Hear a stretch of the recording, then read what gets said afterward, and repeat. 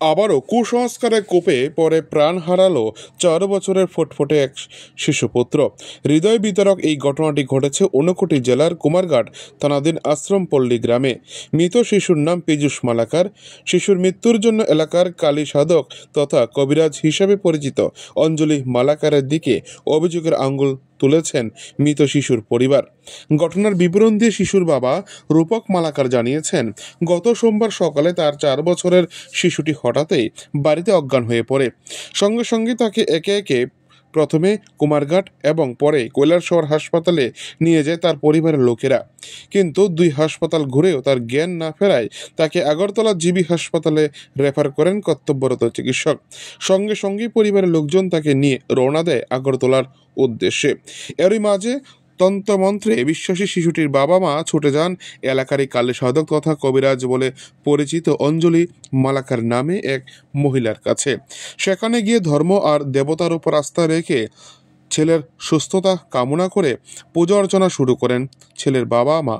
তাদের দাবি তখনই দেবতার ভেগ ধরে কালী সাধকের মেয়ে তাদের উদ্দেশ্য করে বলতে শুরু করে শিশুটিকে দেবতার কাছে তুলে দেওয়ার জন্য। শুধু তাই নয়, নানাভাবেই তাদের মনকে প্রভাবিত করতেও খামতি রাখেনি কালী সাধক এবং তার মেয়ে বলে অভিযোগ।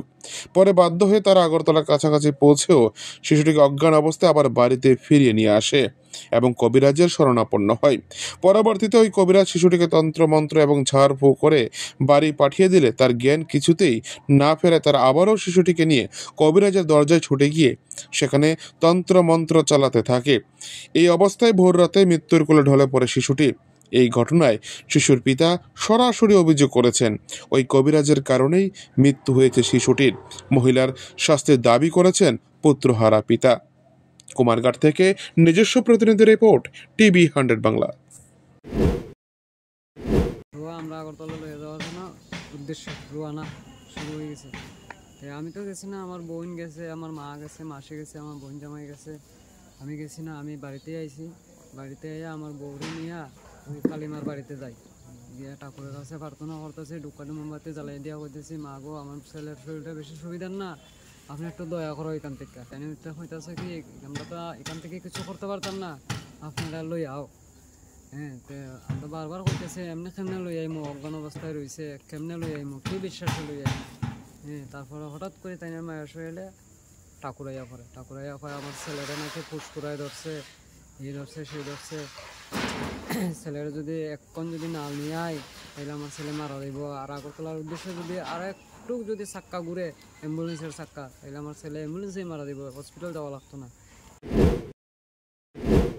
3-4 জন মিলিয়া হুরুম দারুম কইরা ইয়া ঢুকছে বাড়িতে। ঢুকিয়া কইতাছে, মাসি মাসি আমার বাইফুটটারে বাঁচাও। এই বাচ্চার বাবাও কইতাছে, বাচ্চার মাও কইতাছে, মাসি মাসি আমার ছেলেটারে বাঁচাও, আমার ছেলেটারে বাঁচাও। আমি কিচ্ছু করতে পারতাম না, তোমরা অন্য চিকিৎসা করো, আমি কিছুতেই পারতাম না। তারা না করতেছে, তবু তারা সবে মিলিয়া এই খান্না রান্না করিয়া মানে আমার কথা তারা বুঝতেই চাইতেছে না। তখন আমার মেয়েও কইছে যে না দেখো, এখানে আমরা কিচ্ছু করার নাই,